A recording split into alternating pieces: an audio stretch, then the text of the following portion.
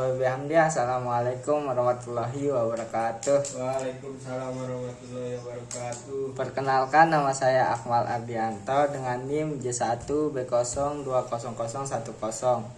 Di sini saya akan menjelaskan tentang kekurangan dan kelebihan metode hidroponik. Beberapa metode hidroponik yang sering digunakan antara lain: 1. Sistem sumbu atau ridge system. Sistem sumbu merupakan salah satu sistem yang paling sederhana dari semua sistem hidroponik karena tidak memiliki bagian yang bergerak sehingga tidak menggunakan pompa atau listrik. Sistem sumbu merupakan sistem pasif dalam hidroponik karena akar tidak bersentuhan langsung dengan air. Dinamakan sistem sumbu karena dalam pemberian asupan nutrisi melewati akar tanaman disalurkan dengan media atau bantuan berupa sumbu. Kelebihan sistem sumbu. Biaya untuk mengumpulkan bahan yang diperlukan tergolong sangat murah. Kedua, bentuk yang sederhana dan pembuatannya yang mudah memungkinkan hidroponik sistem sumbu dapat dilakukan bagi pemula. Yang ketiga, frekuensi penambahan nutrisi lebih jarang dikarenakan menggunakan sumbu sebagai media penyalur nutrisi. Yang keempat, tidak tergantung dengan listrik sehingga biaya relatif lebih mudah untuk dipindahkan. Kekurangan sistem sumbu. 1. Jumlah tanaman yang dihidroponikan apabila berjumlah banyak maka akan sedikit sulit dalam mengontrol pH air. Yang kedua, hanya cocok untuk jenis tanaman yang tidak memerlukan banyak air. Hal ini disebabkan oleh kemampuan kapiler sumbu dalam menyalurkan nutrisi bersifat terbatas. Yang kedua, metode sistem rakit apung atau water culture system. Kelebihan sistem rakit apung: 1. Biaya pembuatan yang mudah karena tidak memerlukan alat yang menunjang. Sistem hidroponik mengalami keberlangsungan. 2. Bahan yang diperlukan untuk pembuatan mudah dicari dan lingkungan sekitar. Perawatannya tidak sulit. Yang keempat, tidak tergantung pada kondisi kestabilan berikut kesediaan listrik sehingga bisa lebih hemat pengeluaran. Yang kelima, lebih hemat air dan nutrisi. Kekurangan sistem rakit apung. 1. Rancangan hidroponik tanaman dengan sistem rakit apung lebih cocok dilakukan di dalam ruangan, bukan karena ditempatkan di luar ruangan. Kedua, akar tanaman lebih rentan mengalami pembusukan karena terus tergenang dalam air larutan nutrisi. Yang ketiga, kadar oksigen yang sedikit. Meskipun ada sebagian akar tanaman yang tidak terendam dalam larutan nutrisi sehingga memungkinkan ada oksigen untuk membantu proses fotosintesis. Prinsip kerja rakit apung. Secara prinsip kerja, sistem rakit apung memiliki kelebihan dan kekurangan yang sama dengan sistem sumbu. Hanya saja dalam sistem rakit apung penggunaan air lebih banyak daripada sistem sumbu. Yang ketiga, sistem NFT. Kelebihan sistem NFT.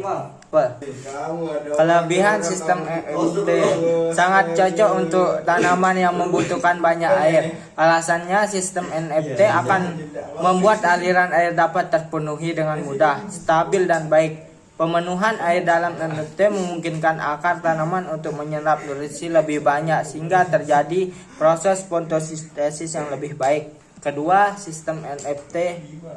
Yang kedua, kelebihan sistem NFT. Masa tanaman-tanaman menjadi lebih singkat sehingga kita bisa melakukan penanaman tanaman lebih banyak dibandingkan sistem hidroponik konvensional. Yang ketiga, kelebihan yang ketiga yaitu perawatan, pengontrolan dan pemantauan. Aliran maupun kondisi nutrisi lebih mudah dikarenakan nutrisi ditempatkan dalam satu tempat atau wadah sehingga tidak perlu mengecek berulang kali karena dengan sekali melihat maka kita akan mengetahui kondisi nutrisi secara keseluruhan. Kekurangan sistem NFT. 1. Perlengkapan untuk membuat hidroponik NFT tergolong sangat mahal meskipun bahan relatif yang bisa digunakan. Hal ini dikarenakan komponen Peralatan yang merancang sistem hidroponik NFT yang cukup banyak seperti pompa, persediaan nutrisi, tempat penanaman, dan lain sebagainya. Kekurangan yang kedua, tidak cocok untuk pemula. NFT membutuhkan ilmu, kemampuan, dan ketelitian agar dapat berhasil. Yang ketiga, tergantung pada listrik. Beberapa alam memerlukan listrik yang stabil dan terus menyuplai agar sistem hidroponik yang telah dirancang terus berjalan. Yang keempat, sistem irigasi tetes atau drip system. Sistem irigasi tetes atau drip system adalah salah satu sistem hidroponik yang menggunakan teknik yang menghemat air dan pupuk dengan meneteskan larutan secara perlahan langsung pada akar tanaman. Sistem irigasi tetes.